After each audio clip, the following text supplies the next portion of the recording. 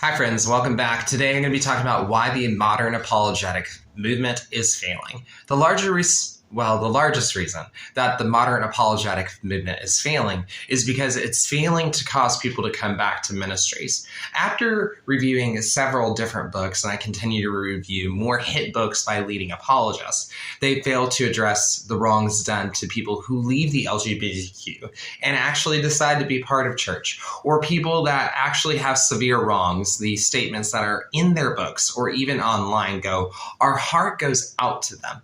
And that's not to say that they legitimately want to have a sound theology emerge. But like I've been very outspoken on, I have been evangelical almost nearly 20 years. And the reason why I haven't is because people were not actually doing what is the tradition of the church, nor are they teaching church history.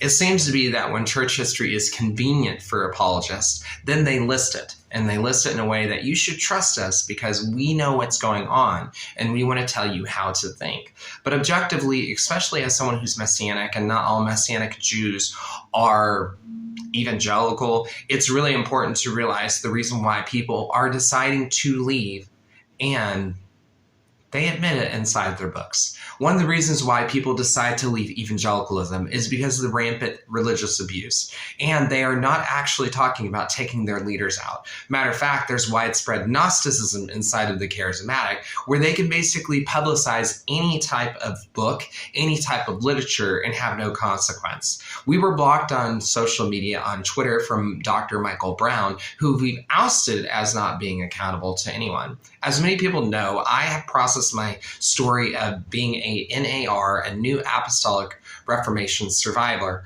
as I wasn't evangelical, but I was around a lot of evangelicals. Matter of fact, I went to a Bible college that was led by evangelicals and basically an entire group that was like the Deemer Busters today. And what I came to decide and to look and to sit back and watch after a period of about almost 8 years being a part of them, going to the Bible college, getting a fancy degree in which won't transfer anywhere, and I have to redo my undergraduate studies, is that largely they do not really care about the local life. What I mean about that is they don't care about their neighbors. If you go online and you look at these apologists, very seldom do they talk about, my neighbor came over the other night and I served dinner to my neighbor. No, they don't talk about lesbians they invited into their home, serving them for a cup of coffee, or really helping their son go to school with new books. No, they're not going to do that, because at the end of the day, they just want to tell people that you're evil and you're vile.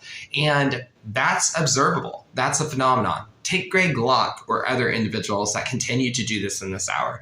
No, we're not seeing a change in evangelicals. We're seeing a power struggle, because what we're seeing is that we're seeing their systems of government that they have developed and their culturalism since the 1950s of wanting to have the 1 billion soul harvest prophecy come to a fold is folding in on itself. And people are tired of being abused. So much of the ex-evangelical movement that we see today is actually not about people losing their faith, as it is fair-mongered to be. Now, are a lot of people leaving non-denominational events or revival meetings or long-standing evangelical communities? Yes, but I believe that we're also seeing the emergence of people going towards a monastic reality, towards the Roman Catholic faith or other events, because they actually hold their leaders accountable. We can see this with the exorcism community, or even when we see that friars and nuns are speaking out and they're talking about the changes that they are seeing.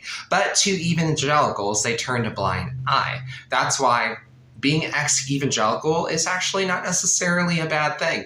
And it means that people are actually returning to the foundations of the church, not just freedom to do whatever you want, including worship being whatever it wants and people want. Evangelicals scream, don't go to gay pride, but they love their Santa Claus, and that's heavily rooted inside of mythos. Matter of fact, several parades have nudity and more so that go on. But yet we're not calling those things out. Proselytization seems to be the key motivation in the current apologetic movement. So if that continues to go on the scene, then I wonder, could it be that evangelicalism could just be a giant cult, that they want to celebrate their own traditions and their own ability and rationale rather than actually being accountable for the events and decisions of their leaders? And I think that it just might be.